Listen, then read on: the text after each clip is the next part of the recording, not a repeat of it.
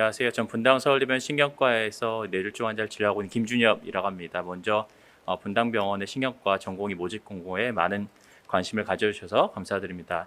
오늘 제가 말씀드릴 내용은 주로 이제 신경과라는 과 자체에 대해서도 이제 아직 익숙치 않은 분들도 계실 텐데요. 그래서 신경과는 어느 과인지, 그리고 우리 병원의 신경과 전공의 트레이닝은 어떻게 이루어져 있는지 간략하게 설명을 드리도록 하겠습니다.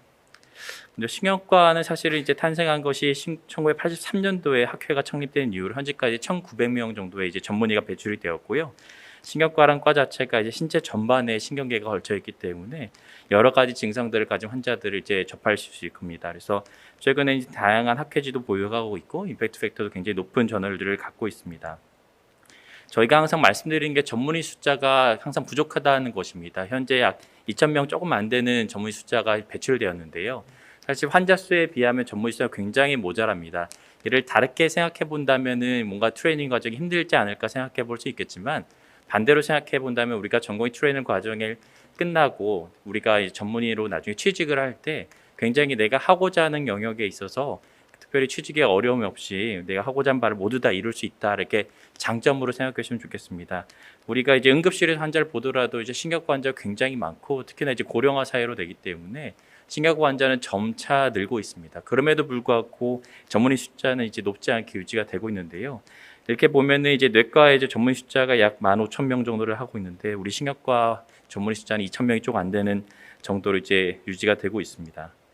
그러면 이제 보통 생각하기에 신경과 전문의들은 대부분 대학병원에서 이제 교수로 재직하고 있지 않을까 생각할 수 있는데, 실제로는 그렇지 않습니다. 보시면 현재 상급 종합병원에 근무하고 계시는 신경과 전문의는 23% 정도, 그러니까 4명 중에 1분 정도는 상급 종합에 계시고, 종합병원에는 3명 중에 1명 정도가 근무를 하고 계시고, 약 절반 가까이 되는 전문의분들이 이제 보건소나 병원, 요양병원의 의원에 계십니다. 실제 둘러보면 로컬 신경과가 많지 않은 것 같지만 찾아보면 또 아주 적은 편은 아니거든요. 보통 이제 보는 질환군이 조금 차이가 있을 수는 있겠습니다. 보통 종합병원 이상급에서는 이제 뇌전증 환자나 파킨슨병, 주로 뇌졸중 환자들 보게 되겠지만, 그렇다면 우리가 의원을 개원하게 되면은 질환을 볼 수 있는 거 별로 없지 않느냐 생각하시면 그렇지 않습니다.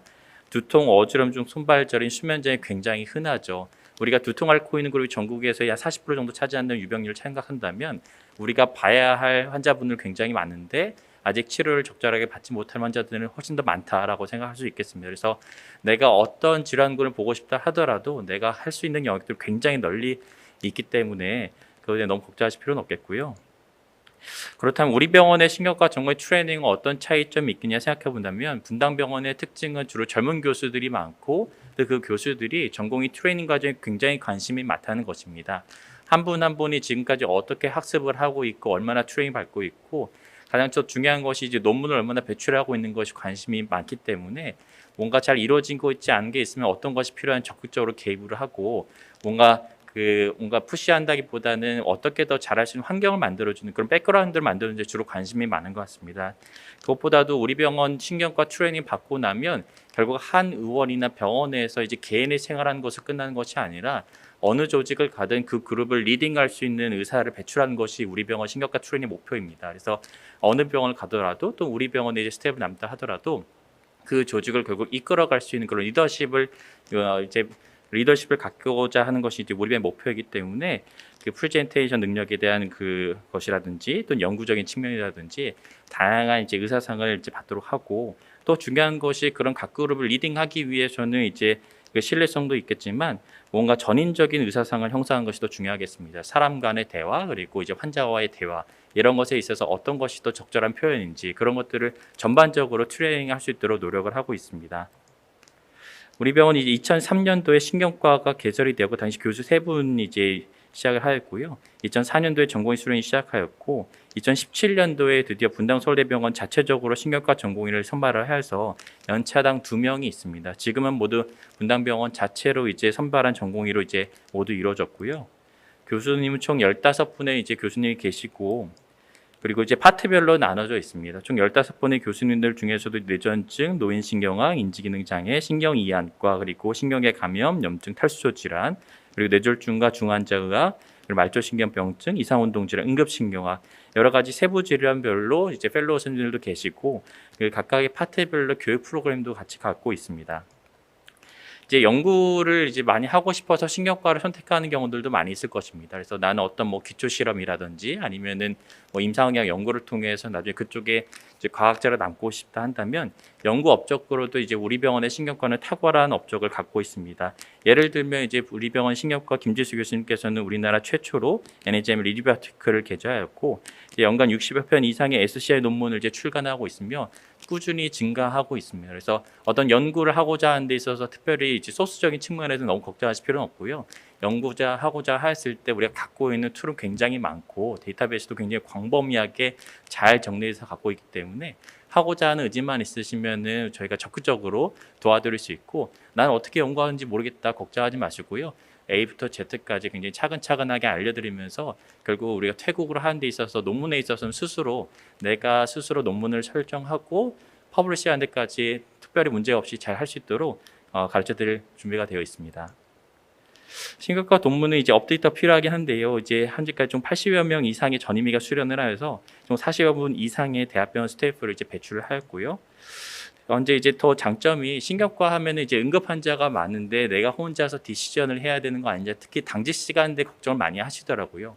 그런 걸 걱정하지 않으시도록 우리나라 최초로 응급신경학 전공 교수를 이제 발령을 해서 특히 낮이나 당직 시간 이외의 시간대 이제 정규 시간대에는 응급실에 상주하고 있는 신경과 교수님이 따로 계십니다. 그래서 혼자서 근무하는 것이 아니라 바로 옆에 교수님이 같이 근무를 하고 계시고 디시전을 할 때 항상 상담을 하게 돼 있고요.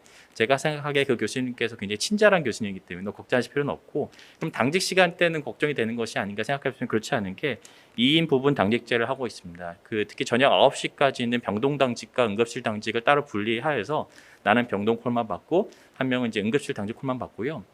저녁 9시 이후에 이제 콜이 좀 드물 수는 있겠지만 저녁 9시 이후에는 혼자 근무한 거니 걱정하실 필요 없는 게 초반에는 저희가 백업 듀티를 만들어 두었습니다. 그래서 3, 4년 차 이제 전공이 고년차가 백업 당직을 서면서 병원에 같이 상주하기 때문에 혼자서 이제 끙끙 앓으면서 디시전 낼 때 걱정하실 필요는 없고요.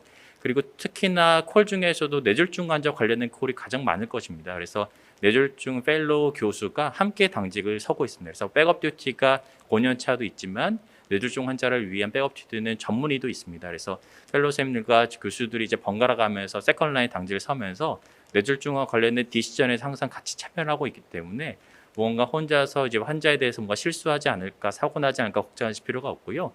항상 전문의급이 이제 같이 당직을 서고 있으니 걱정하실 필요는 없겠습니다. 그리고 특히 스트로크는 아니더라도 약 파트 전임 선생님들과 교수님들이 항상 콜을 받고 있기 때문에 어떤 걱정하실 필요 없고요. 80시간 전공의 근무 스케줄 지키는 것은 당연합니다. 끝으로 이제 저희 병원 신경과 의고는 항상 가족이라고 생각해서 나중에 퇴국할 때도 어느 곳으로 이제 발령받을지 또 우리 병원에 남을 수 있을지 그런 것들을 항상 다 책임지고 생각 걱정하실 필요는 없고요. 선생님들께서 갖고 계신 잠재적인 능력과 창의력, 능동성을 배양하도록 하겠고 뭔가 전인적인 의사상을 가질 수 있도록 트레이닝하는 데 굉장히 애쓰겠습니다. 저희 병원 채용 사이트 내 신경과 전공의 모집 공고를 확인해 주시면 좋겠고요. 특히나 그 전에 관심이 있으신 분들은 저에게 메일을 주시거나 또는 비서분 통해서 연락을 주시면 저희가 연락을 드려서 상담 드리도록 하겠습니다. 경청해 주셔서 감사합니다.